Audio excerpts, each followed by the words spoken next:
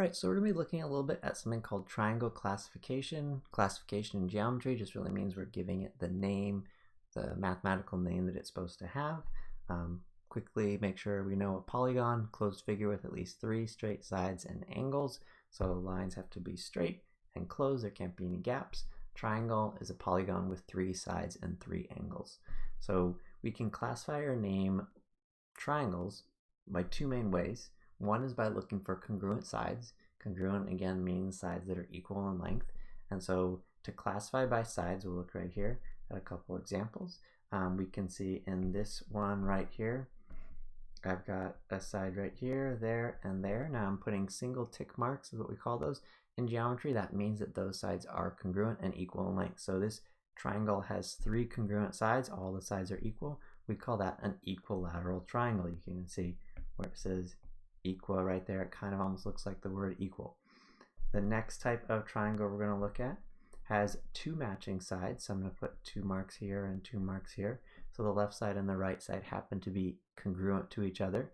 So if it has 2 sides that are congruent but not 3, we call it an isosceles triangle. It could be the left side and the bottom side. It could be the right side and the bottom side. It doesn't matter, but if 2 of them match, we call it isosceles. The third type would be this one. I'm not going to put any marks because none of those sides are congruent.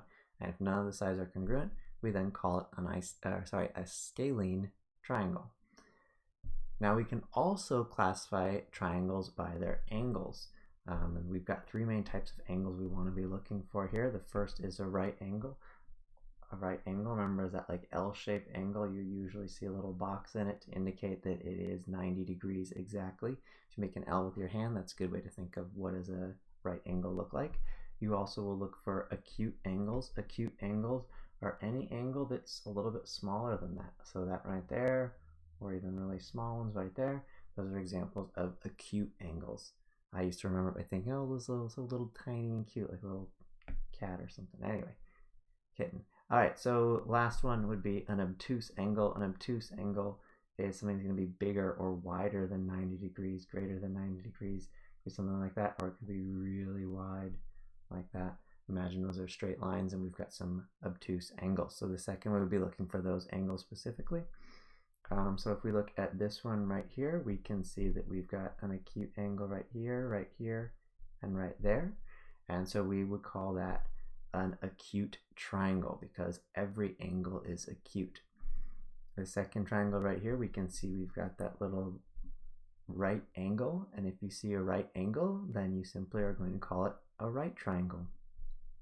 And then the last one would be this right here, where I do happen to see 2 acute angles, but I also see 1 obtuse angle right there. And when you see 1 obtuse angle, that means that you are going to call it an obtuse triangle.